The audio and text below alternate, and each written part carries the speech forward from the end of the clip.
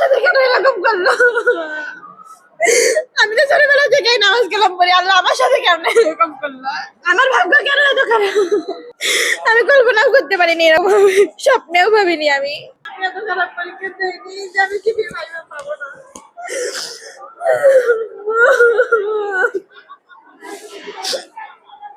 আল্লাহ আমার সাথে কেন এরকম করলো?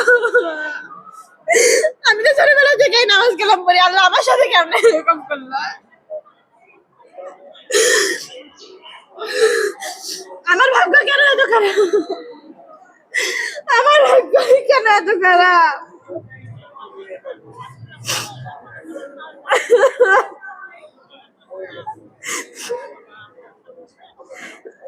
আমরা কল্পনাও করিনি, আমি স্বপ্নেও ভাবিনি আম্মু।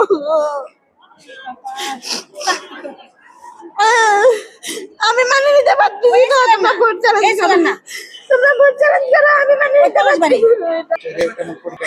আমি বলতে চাই না ভালো করে, আমি ঠিকই বলতাম।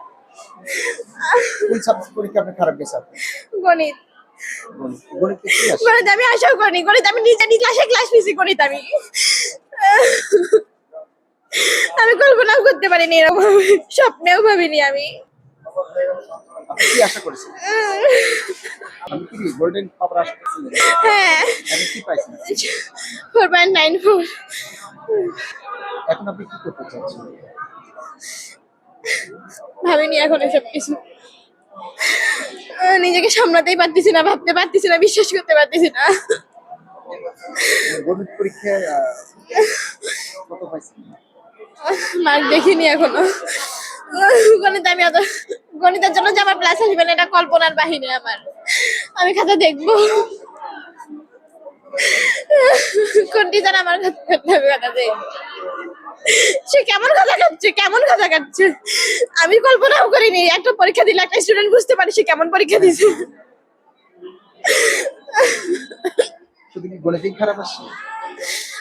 সেটাই মনে হচ্ছে, কারণ গণিতে শুধু খারাপ দিছি, আর কোনো পরীক্ষা খারাপ দিছি বলে আমার মনে হয় না। গণিত আপনি এত এক্সপার্ট, তারপর গণিতে আপনার এরকম হলো কেন এরকম হলো সেটা তো বুঝি।